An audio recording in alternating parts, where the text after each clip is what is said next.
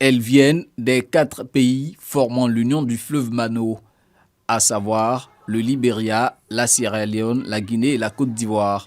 Au nombre de 32, elles ont la même ambition, devenir des leaders politiques dans leurs pays respectifs. Ambition qui leur vaut d'être reçues ce jeudi par la première dame de Côte d'Ivoire, Dominique Ouattara, pour des échanges. Notre vision est celle d'un militantisme participatif.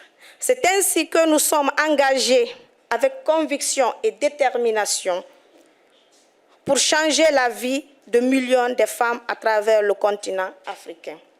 Fort de leurs aspirations politiques, ces 32 femmes leaders suivent actuellement un programme de formation auprès du NDI, National Democratic Institute, formation visant à les rendre aptes à affronter l'arène politique, comme l'a fait la ministre Anne-Désirée Oloto, marraine de cette promotion. Lorsque vous avez une vision, après la vision, vous devez chercher des repères. Eh bien moi, ma vision, c'est celle du président de la République.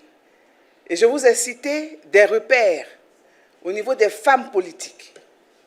Mais des repères tout simplement en tant que femme leader. C'est Madame Dominique Ouattara, la marraine des marraines.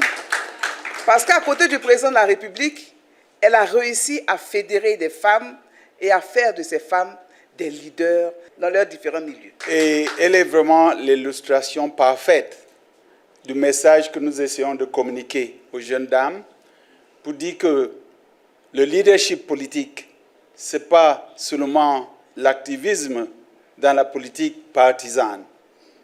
C'est aussi tout ce qu'on peut faire dans le social, dans l'humanitaire,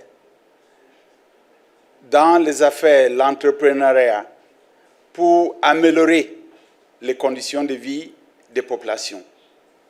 Une plus grande représentativité des femmes au sein des assemblées élues partout en Afrique. Un combat que soutient la première dame, Dominique Ouattara.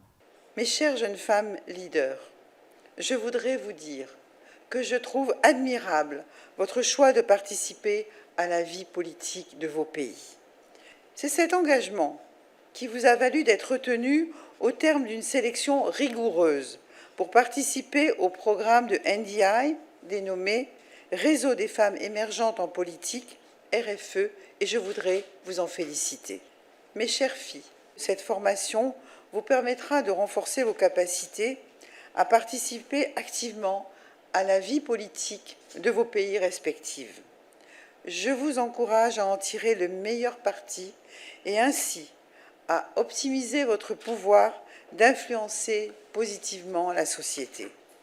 En effet, il incombe à toutes les femmes de jouer leur partition au sein de leur communauté en prenant une part active au niveau politique et économique, mais aussi au niveau social.